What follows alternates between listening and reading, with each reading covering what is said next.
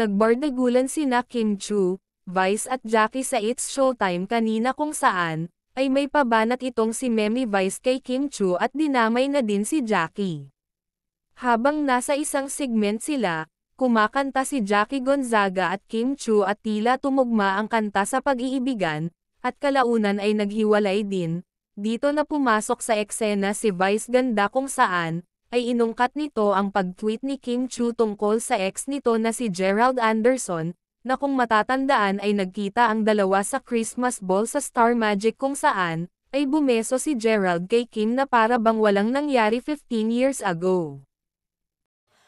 Lunes, nang tayo'y magkakilala. Pag ganyan ang kumakanta, masisisi mo bang iwanan sila nung mga yan?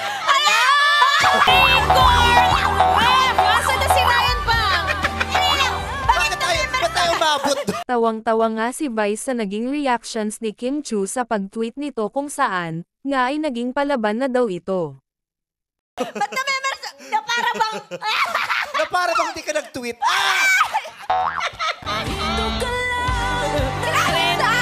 Grabe siya! Ito talaga anak kong palaban na to eh.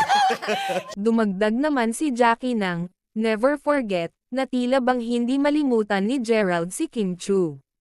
Tinabahan ako sa'yo. Parang yung puso ko gumanon. Kasi nga #never forget. Never, yeah! Saan kaya mas nahirapan ng mga hurados? Sa kanilang dalawa, kay Maya at kay Eunice, o kay Kim at kay Jackie? Hurados?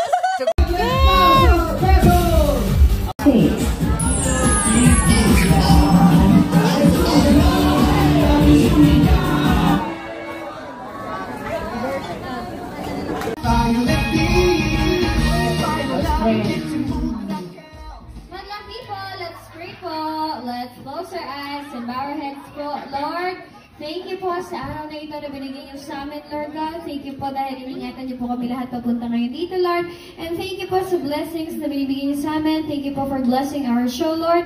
And thank you po for being the center of our show, Lord God. Patuloy niyo po kaming i-bless, Lord, i-guide, Lord. And thank you po sa love niyo, Lord God, sa guidance niyo sa amin lagi and sa strength, Lord. Patuloy niyo po kaming protektahan sa lahat ng gagawin namin. Maraming salamat po. In Jesus' name we pray. Amen. Amen. Bye everyone! I love you guys! Upo lang po. Muna malambing. Okay. Madami po double check yung